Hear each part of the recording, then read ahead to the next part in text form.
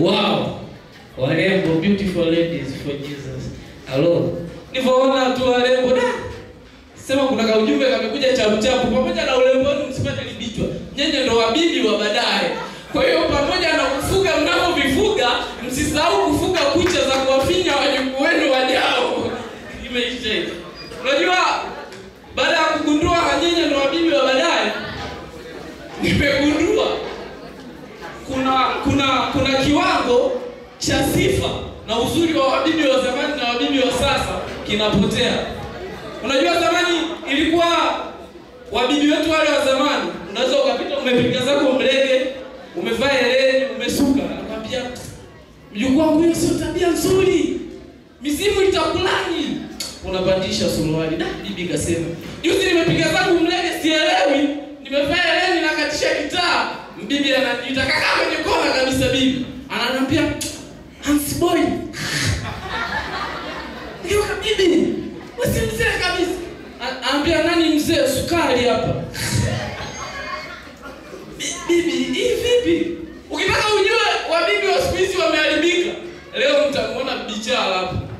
Unajua wiki iliyopita nilitoka kumpokea babangu, ametoka kijiji fulani kinaitwa Nyabula.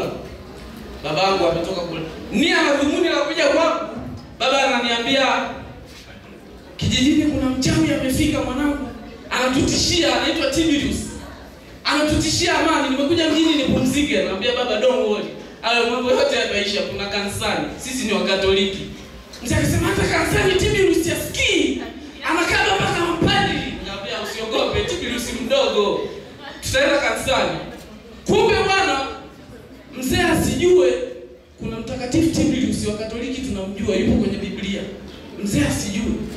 Wakatoliki wana tabia moja wakiwa kanisani. Utasikia mtu tufanye sasa ndio Wakatoliki hata kama Waislamu. Wanasemaga Mtakatifu Petro. Kwanza utuombe Mtakatifu Petro. Sasa mzee amekaa kanisani. Akili zake zote anajua hapa Tiberius tunakwenda kumkemea kesho mimi na mwanangu hapa kanisani, kesho hatong'aa kwetu. Mzee tumekaa kanisani, akili hazipo kwa padri, zipo kwa Tiberius, anamuogopa. Akasikia padri amesema Mtakatifu Tiberius. Mzee akasema nige nena sinzala nda. Ndio kuna kusali. Kumbe mpaka kanisani wanamwabudu Tiberius. Aliondoka mzee. Akusali tena. Asanteni sana. Naitwa TX Popo, TikTok ni follow for more vibes. Oh yeah, makofi kwake TX Popo.